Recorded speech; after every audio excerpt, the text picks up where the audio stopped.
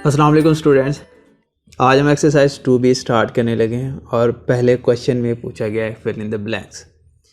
56 divided by -96 is expressed in standard form as.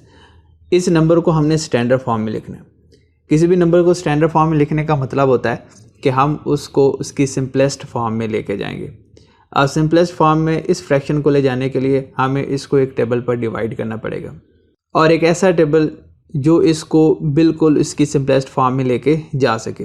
जैसे कि अगर हम 8 की टेबल की बात करें, अब 8 की टेबल पर इसको डिवाइड करेंगे तो 8 7,56 होता है और 12,96 होता है। तो ये इस तरह से लिखा जाएगा 7 डिवाइडेड बाय -12। अब 7 डिवाइडेड बाय -12 इस 56 डिवाइडेड बाय -96 की सिंपलेस्ट फॉर्म है, या हम इसको कह सकते हैं कि ये इसकी स्टैंडर्ड फॉर्म है। Which of the fraction is greater 3/4 और 11/15?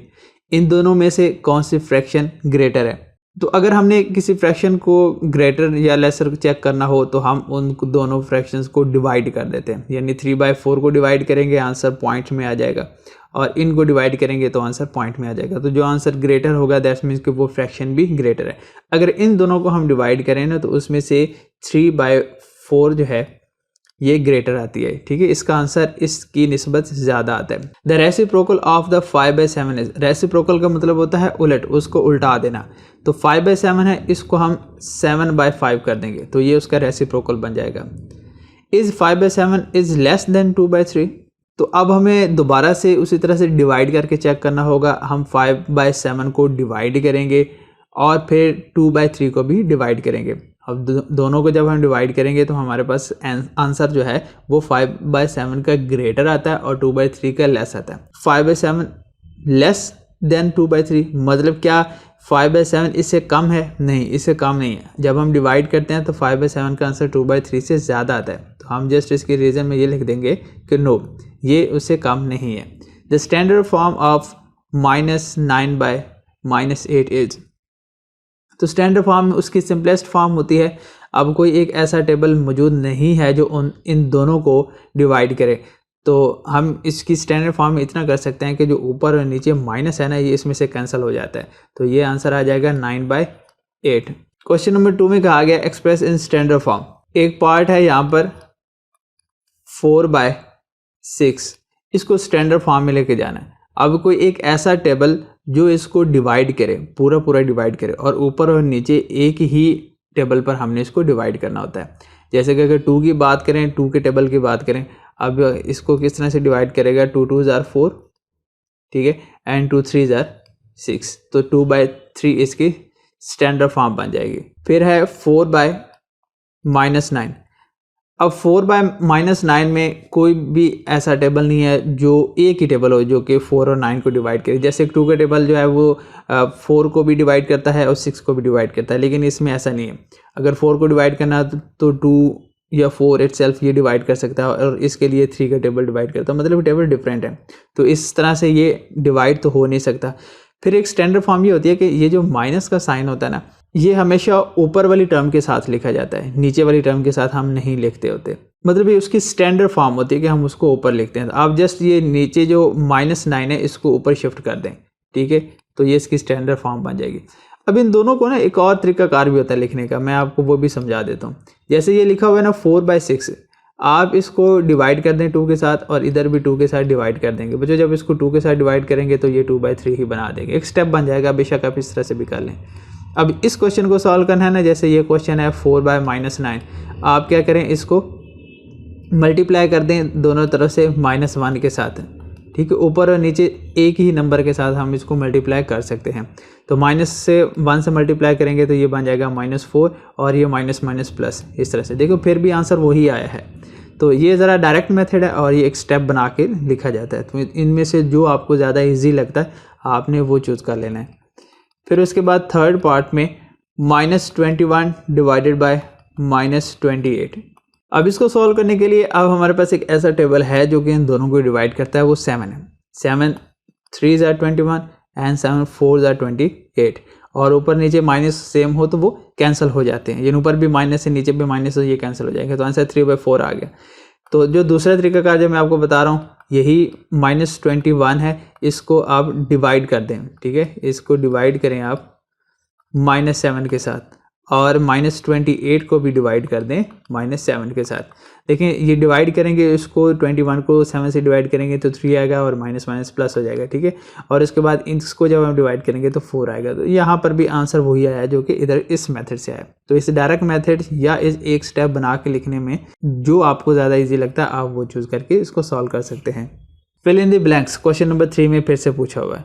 अब ये ब्लैंक्स कुछ अलग टाइप की हैं। ये लिखा हुआ है 4/5 is equal to -12 divided by, अब नीचे कुछ नहीं लिखा हुआ है, ठीक है। तो इसकी जगह पे एक बॉक्स बना हुआ है, ये हमने खुद से फिल करना है कि इधर क्या आएगा। 20 डिवाइडेड बाय, फिर से नीचे बॉक्स बना हुआ है। अब हमें नहीं ना पता कि यहाँ पर कौन सा वर्ड आएगा, लेकिन हमें ये पता है कि ये क्या लिखा हुआ, ऊपर 4 है और नीचे 5 है। अब हम जिस तरह से सिंपलेस्ट फॉर्म में नंबर को लेके जाते हैं या स्टैंडर्ड फॉर्म में लेके जाते हैं तो हम उसको एक ही टेबल के ऊपर डिवाइड करते होते हैं। अगर एक टेबल के ऊपर डिवाइड करें, अगर या फिर हम अगर किसी नोमिनेटर में एक नंबर से मल्टीप्लाई करते हैं तो डिनोमिनेटर में भी उसी ही नंबर से मल्टीप्लाई करना पड़ता है। ये रूल्स होते हैं। या फर्ज करेंगे अगर हमारे पास 2/3 है और हम इसको 2 से मल्टीप्लाई करते हैं, अगर ऊपर 2 से मल्टीप्लाई किया तो बच्चों हर हालत में हमें नीचे भी 2 से ही मल्टीप्लाई करना पड़ेगा, तभी हम इस इक्वेशन को सही रख सकते हैं। अदरवाइज ये गलत हो जाती है कि अगर ऊपर 2 से मल्टीप्लाई कर दें नीचे 3 से कर दें। सेम नंबर हम किसी इक्वेशन के अंदर ऐड भी कर सकते हैं, सब्ट्रैक्ट भी कर सकते हैं, मल्टीप्लाई भी कर सकते हैं, ठीक है, लेकिन वो नंबर सेम होने चाहिए। जो स्टेप हम अपने पास से कर रहे होते हैं या जो नंबर हम अपने पास से मल्टीप्लाई कर रहे होते हैं वो नंबर सेम होना चाहिए। अब ऊपर 2 है तो नीचे भी 2 होना चाहिए, ठीक है। तो अब देखें यहाँ से 4 के बाद ये इक्वल बना -12 के, मतलब कि 4 को किस से मल्टीप्लाई किया तो ये 12 बना। तो 4 को हमने 3 से मल्टीप्लाई किया। देखें अगर हम 4 को 3 से मल्टीप्लाई करेंगे तो ये 12 बनेगा, लेकिन ये है -12 और ये वाली टर्म प्लस की है। दैट्स मीन्स कि जो मल्टीप्लाई किया जाने वाला नंबर था वो नेगेटिव था, यानी हमने 4 को -3 से मल्टीप्लाई किया तो तभी जाके -12 बना है। तो अगर ऊपर हमने -3 से मल्टीप्लाई किया तो फिर नीचे भी किससे मल्टीप्लाई करना होगा, -3 से मल्टीप्लाई करना होगा। तो अगर हम 5 को -3 से मल्टीप्लाई कर दें बच्चों तो 5 को तो 3 से मल्टीप्लाई करने से 15 आएगा, तो यहाँ पर प्लस माइनस माइनस हो जाएगा, ठीक है। तो इधर असल में आएगा -15। अब इसकी तरफ आ जाते हैं। अब 4 को किस नंबर से मल्टीप्लाई किया तो ये 20 बना, तो 4 को हमने 5 से मल्टीप्लाई किया तो ये 20 बना है, ठीक है। तो ऊपर वाली टर्म से हमें ये पता चलता है कि इसको किस नंबर से मल्टीप्लाई किया गया और वो नंबर हमें पता चला कि 5 है। अगर ऊपर हमने 5 से मल्टीप्लाई किया दैट मीन्स हमें नीचे भी 5 से ही मल्टीप्लाई करना होगा। अगर 5 को 5 से मल्टीप्लाई करेंगे तो आंसर 25 आएगा। इस तरह से हमने इनकी जो ब्लैंक्स थी वो फिल करनी है। -5/7 is equal to -15 by what, यहाँ पर क्या आएगा। तो देखिए बच्चों यहाँ पर 5 है और 5 के बाद इधर लिखा हुआ है 15। दैट मीन्स कि इस 5 को मल्टीप्लाई किया गया 3 के साथ तो अभी ये 15 बना है। तो यहाँ पर ऊपर जो 5 है ये ऑलरेडी माइनस का है और आंसर में भी माइनस आ रहा है। दैट मीन्स कि जो हमने मल्टीप्लाई किया नंबर वो प्लस का है। तो अगर 5 को 3 से मल्टीप्लाई करने से 15 आया है तो नीचे भी हमें वही 3 ही मल्टीप्लाई करना पड़ेगा और 7 को जब 3 से मल्टीप्लाई करेंगे तो आंसर 21 आएगा। फिर ऊपर वाले नंबर, अब 5 को हमने 7 से मल्टीप्लाई किया तो 35 आया, ठीक है। इसको डायरेक्ट यहाँ पे हमने इसको 7 से मल्टीप्लाई किया, 7 से मल्टीप्लाई किया तो आंसर 35 है। अगर ऊपर 7 से मल्टीप्लाई हुआ है तो फिर नीचे भी 7 से ही मल्टीप्लाई होगा और 7 को 7 से मल्टीप्लाई करने से आंसर 49 आता है। अब इस पार्ट में लिखा हुआ है -3/, अब यहाँ पर फिर से ब्लैंक है, हमें नहीं पता यहाँ पर क्या नंबर है और एक ही कंप्लीट नंबर हमें दिया हुआ है 6 डिवाइडेड बाय -16। तो अब देखें 6 को किस नंबर से हमने डिवाइड किया है तो डिवाइड करने से आंसर -3 आया है, ठीक है। तो 6 को अगर हम 2 पर डिवाइड करें तो आंसर 3 आता है, लेकिन ये आंसर -3 आ रहा है। दैट मीन्स कि हमने 6 को -2 से डिवाइड किया। अब 6 को -2 से डिवाइड करने से आंसर -3 आ रहा है। तो वो नंबर हमें पता चल गया जिस नंबर के साथ इसको डिवाइड किया गया है। तो अगर ऊपर जिस नंबर से हमने डिवाइड किया तो नीचे भी उसी नंबर से डिवाइड करना होगा। तो अगर हम 16 को यानी -16 को -2 से डिवाइड करेंगे तो ये आंसर क्या आएगा, 8 आएगा। अब ये माइनस और ये माइनस क्या हो जाएंगे, कैंसिल, तो आंसर सिर्फ +8 आएगा। अगर आंसर +8 आ रहा है तो यहाँ पर भी क्या आएगा, +8। तो अब हमारे लिए इसको सॉल्व करना बहुत ज़्यादा इजी हो गया। इसी पहले नंबर को देखें, ये वाला नंबर हमें पता चल गया ये 8 है, और 8 को किस नंबर से मल्टीप्लाई किया तो आंसर 24 आया। तो 8 को अगर हम 3 से मल्टीप्लाई करें तो 24 आता है।